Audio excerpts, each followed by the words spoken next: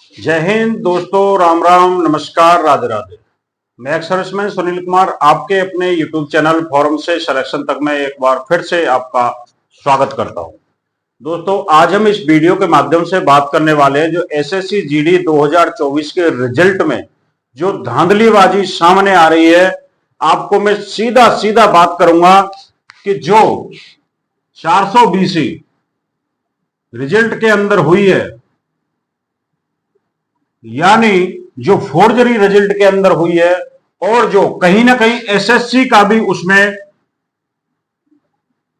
हाथ है, एसएससी भी उसमें शामिल है। क्यों? बहुत सारे कैंडिडेटों का कट ऑफ से भी कम नंबर है, कट ऑफ से भी कम मार्क्स है, उनका भी नाम मेरिट लिस्ट में आया हुआ है फिजिकल के लिए, और जिनका कट ऑफ से ज्यादा है उसका भी नाम नहीं है। ये कौन सी धांधलेबाजी है? स्कोर कार्ड में कुछ आ रहा है, स्कोर कार्ड में घटा दिया। आपके आंसर की में 80 मार्क्स बन रहे हैं और स्कोर कार्ड में आ रहे 70। ये कौन सा तरीका है? ये कहीं ना कहीं मिस्टेक, धांधलेबाजी कहें या क्या बोल सकते हैं, इसमें 420 लगातार एसएससी के लिए सवाल बना हुआ है। दोस्तों, आज इस वीडियो के माध्यम से हम क्लियर करेंगे कि प्लीज ऐसा धोखा किसी भी कैंडिडेट के साथ ना करें, ऐसा व्यवहार किसी के साथ ना करें, ना किया जाए। और सारे के सारे मैं सबसे सलाह देता हूं, सबसे हाथ जोड़ के निवेदन करता हूं कि आपको चुप रहने की जरूरत नहीं है। जहां आपको लगता है कि हमारे साथ अन्याय हो रहा है, आपको अन्याय के खिलाफ आवाज उठाना चाहिए, और उठाने के लिए हम आपके साथ हैं, ये हमारा वादा है। कोई साथ रहे ना रहे, मुझे उससे कोई मतलब नहीं है। मैं आपके साथ हूं और साथ में रहूंगा, आगे रहूंगा, आपसे पीछे नहीं, आपके आगे रहूंगा और आपके लिए लड़ूंगा और आपका फैसला करा के लेके आऊंगा, ये मेरा वादा है।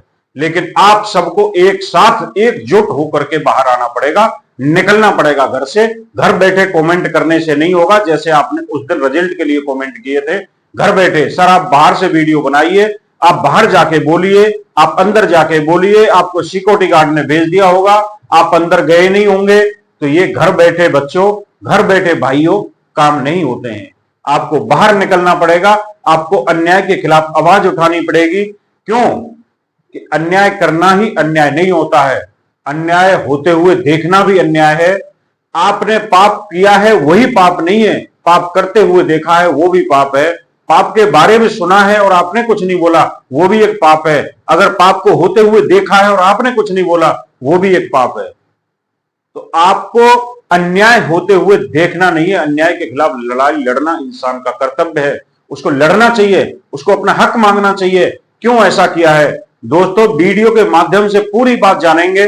वीडियो को कहीं भी स्किप मत करना, पूरी की पूरी वीडियो देखना, आपकी सब पूरा समझ में आ जाएगा क्या प्रोसेस हम करने वाले हैं, क्या प्रोसेस आपको आगे करना है, क्या हमारे को जरूरत है, क्या हमें नहीं करना चाहिए, वो सारी बात इस वीडियो में मिल जाएंगी। वीडियो अगर आपको अच्छी लगती है, लाइक शेयर और कमेंट जरूर करना। पॉजिटिव कमेंट आप करते रहो, मैं उनको एक एक करके पढ़ता रहता हूं। लेकिन किसी भाई को अगर लगता है कि मेरा रिप्लाई अभी तक नहीं आ पाया है, वो प्लीज एक कमेंट दोबारा से कर दे, क्योंकि मैं भी इंसान हूं और मैं बहुत ज्यादा कोशिश करता हूं कि कोई भी मेरे से बच्चा छूटे नहीं, उसका मैं जरूर रिप्लाई करता हूं। लेकिन थोड़ा सा टाइम जरूर देख लिया करो, क्योंकि सुबह सुबह आप कॉल करने लग जाओगे, सुबह सुबह मैसेज करने लग जाओगे, या दिन में करोगे। दिन में भाई मैं यहां नहीं होता हूं, मैं ऑफिस में होता हूं। मैंने आपको क्लियर बात बोल दिया है, 4 वीडियोज में ये बात चीज बता चुका हूं कि मैं यहां नहीं होता हूं। दिन में आप प्लीज कमेंट ना करें, या तो सुबह सुबह एक मैसेज करके छोड़ दो, मैं अपने आप देख लूंगा, या फिर शाम को 7 बजे बाद, उसके बाद ही मैं आपका रिप्लाई कर पाऊंगा। प्लीज ये मैं सॉरी बोलता हूं। अब हम बात कर सकते हैं जो कई कैंडिडेटों का मेरे पास जो एक रीजन आया है। एक तो त्रिपुरा का केस है। त्रिपुरा का केस यह है कि वहां पर कट ऑफ से कम मार्क्स है, कट ऑफ से कम मार्क्स है, लेकिन फिर भी उसका नाम मेरिट में आया हुआ है। और ऐसा एक केस नहीं है, ऐसा कई केस है, एक केस नहीं। स्कोर कार्ड में 102 है लेकिन कट ऑफ 105.68 है और उसका मार्क्स, उसका नाम मेरिट लिस्ट में आया हुआ है। अब आप बोल सकते हैं कि ये धांधलेबाजी कहें या क्या कहें। दूसरी बात, एक सबसे बड़ा जो मेन कारण चला है वो है अदर स्टेट का डोमिसाइल बनवा करके जो कैंडिडेटों ने फोर्जरी करके दूसरे का हक छीनने की कोशिश की है। मैं उनको चेतावनी देना चाहता हूं, दोस्तों आप प्लीज ऐसा मत कीजिए। मैंने पहले भी एक वीडियो डाला था और आज फिर इस वीडियो के माध्यम से बोल रहा हूं कि आप प्लीज ऐसा मत कीजिए, किसी का हक मत खाइए, किसी का हक मत छीनिए। अगर आप में दम है, अगर आपके अंदर क्वालिटी है, अगर आपके अंदर क्वालिफिकेशन है तो अपने दम पर नौकरी लीजिए, दूसरे का हक मत लीजिए। आप कितने दिन दूसरे का हक छीनोगे? आप अगर किसी के पेट पे लात मारोगे, कल को परमात्मा आपके पेट पे लात मारेगा। इस बात को याद रख लेना। आपको चाहे बुरा लग जाए, कोई दिक्कत नहीं है मुझे, लेकिन मुझे सच्चाई कहने में कभी किसी से डर नहीं लगता है। कल एक बच्चा कमेंट कर रहा था, सर आप आरडब्ल्यू के सामने कुछ भी नहीं है।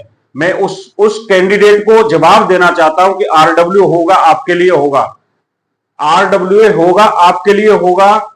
ज्यादा जानकारी होगी, बोला वो सीजीएल की नौकरी छोड़ के आए थे, तो अगर हिम्मत थी तो सीजीएल की नौकरी करते, यहां पे किस लिए आए थे? नौकरी करना हर किसी के बस की बात नहीं है। नौकरी करने के लिए दम चाहिए, नौकरी करने के लिए डिसिप्लिन चाहिए, नौकरी करने के लिए मादा चाहिए। नौकरी छोड़ना हर कोई जाता है, नौकरी छोड़ना हर कोई चाहता है, लेकिन नौकरी करना हर आदमी के बस की बात नहीं है। अब मैं मानता हूं अच्छे पढ़ाते हैं, वो क्वालिटी है उनके अंदर, पढ़ाते हैं, एजुकेशन है, पैसा है, सब कुछ है, लेकिन भाई मैं उन कैंडिडेटों को बोल देना चाहता हूं कि आप ये मत बोलिए कि आप उनके सामने कुछ भी नहीं है। मैं हूं अपनी जगह, मैं भी कुछ हूं, लेकिन वो अपनी जगह है, अच्छी बात है। आप तुलना ना कीजिए, तुलना करने के लिए नहीं बोला मैंने सिर्फ नॉर्मलाइजेशन के लिए बोला था। नॉर्मलाइजेशन गलत है तो गलत ही बोला जाएगा, सही है तो सही बोला जाएगा। अब आरडब्ल्यू वालों ने बोला था कि मैं आपको सवाल करना चाहता हूं कि आईटीबीपी का नोटिस पास हो गया, आईटीबीपी नोडल फोर्स है, क्यों नहीं हुई आईटीबीपी नोडल फोर्स? अब क्यों बात को दोहरा रहे, अब क्यों बात को पलट रहे कि टेंडर के लिए आईटीबीपी था, फिजिकल के लिए नहीं था? ये कौन सी बात होती है? अरे 50 यूट्यूबर चैनलों ने बोला कि आईटीबीपी नोडल फोर्स है, और मैंने 50 वीडियोज में ये चीज बोला कि आपका आईटीबीपी नहीं सीआरपीएफ है, और वही सीआरपीएफ है। तो आप गलत बात को पलटते क्यों हो? अगर गलती किया है तो सीधा बोलो, मीडिया के सामने बोलो, वीडियो के सामने बोलो, कैंडिडेटों के सामने बोलो कि हमने गलत बोला था, तब आपकी सच्चाई सामने आएगी। अगर मेरे से कुछ गलती होती है, मैं क्लियर बोलता हूं, सबके सामने बोलता हूं, हाँ मेरे से गलती हुई है, मैंने गलत बोला है। क्योंकि गलती मानने वाला इंसान छोटा नहीं होता, गलती मानने वाला इंसान हमेशा आगे बढ़ता है और वो बड़ा माना जाता है। अब आगे में मैं आपको बहुत सारी चीजें मोटिवेशन के लिए बीच बीच में बताता रहता हूं। अगर इंसान होगा तो जिंदगी में इन चीजों को अमल में लाएगा और आगे बढ़ेगा, याद रखना। एक ये केस हो गया। दूसरा केस है झारखंड का। झारखंड का केस सेम है, कम मार्क्स वाले का मेरिट में नाम आया है, ज्यादा मार्क्स वाले का नहीं आया है। तीसरा केस जो सामने आ रहा है वो पंजाब से है। पंजाब से केस है कि उसका आंसर की में मार्क्स बन रहा है 80, लेकिन स्कोर कार्ड में मार्क्स आ रहा है 72।